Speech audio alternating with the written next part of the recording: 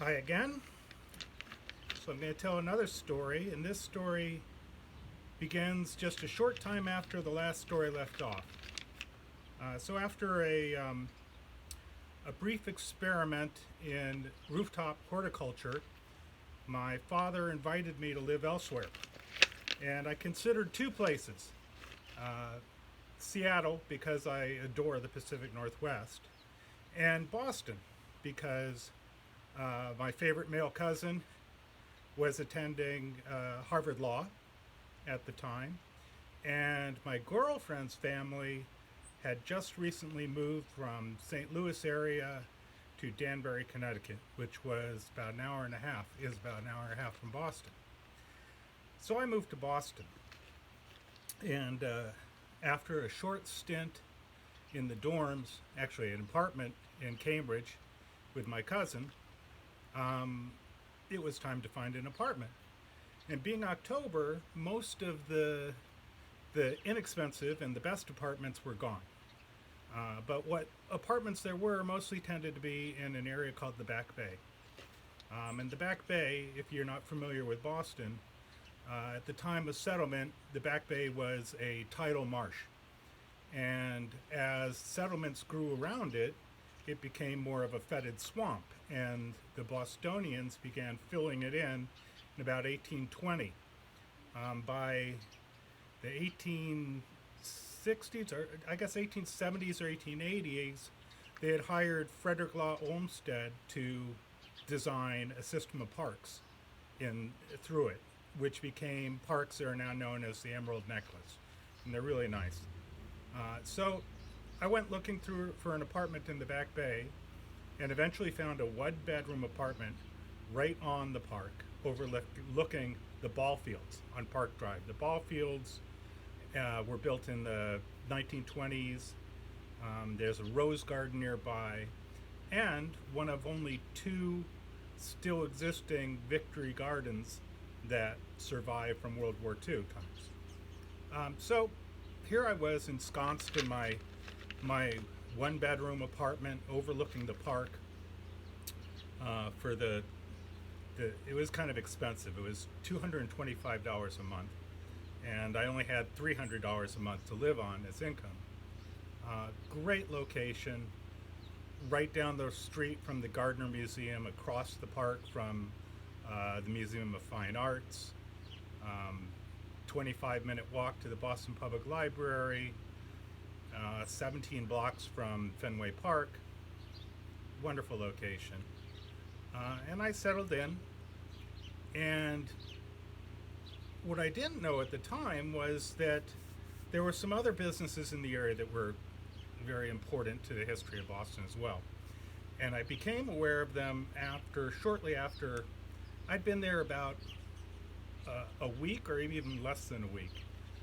And I was walking through the parks. I had just gone past the Rose Garden, and it was adjacent to the Victory Gardens. There's a lot of natural areas. So there's an area of rushes or papyrus. They're quite high and afford some privacy if you want it, I guess.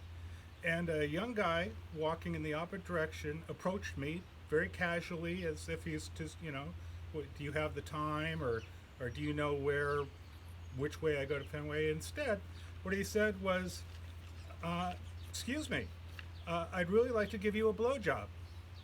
Uh, and I mean, I was a 17-year-old guy, so I was a big fan of that, but I wasn't really prepared for the question, and I wasn't in the market, so to speak, so I declined, and I guess that he sensed um, a little confusion on my part, and so he restated the proposition in terms of Aristotelian efficient causes. But I knew that blowing wasn't actually what went on, and I declined again and went on my way. So, I mean, I'm not homophobic. I mean, it didn't. I wasn't angry of being proposition. In fact, I was probably a little flattered because I didn't really consider myself think of myself as much of a looker. And but I passed it off and went on. So it turns out that across the alley behind my building, on the next street up, was the oldest gay bar in Boston, the Eagle on Queensbury Street. It's since moved to Tremont Street, I understand. But gay bars basically arose during Prohibition, and after Prohibition, they became the safe place for gay people to, I guess, be as gay as they wanted to be in the social setting without repercussions. Remember, until the 60s, it was basically illegal to be gay. So this gay bar had, I'm not sure when it was founded, but it was one of the oldest, and it attracted clientele from all over the city. I just noticed, I thought there were a lot of bikers in the neighborhood, because there are a lot of people wearing leather, I noticed. So during that same week, when I had my first encounter with being propositioned, I was at the payphone on the corner. Catherine was living in Danbury, and I didn't have a phone, and actually didn't get a phone for probably a year. Just it was an unnecessary expense. So we would arrange that she would call that payphone at a certain time, and we would talk. So I was there, and she called, and we had a chat, and hung up, and began to walk away, and the phone rang again. I assumed she had forgot to tell me something, so I went and picked it up and said hello.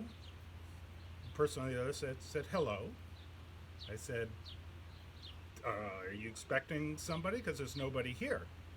He said, well, you're there. I said, not for long. He said, how big are you?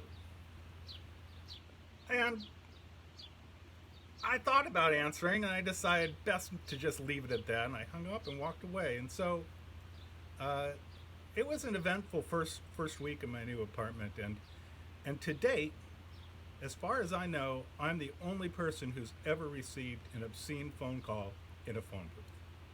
And that's the story.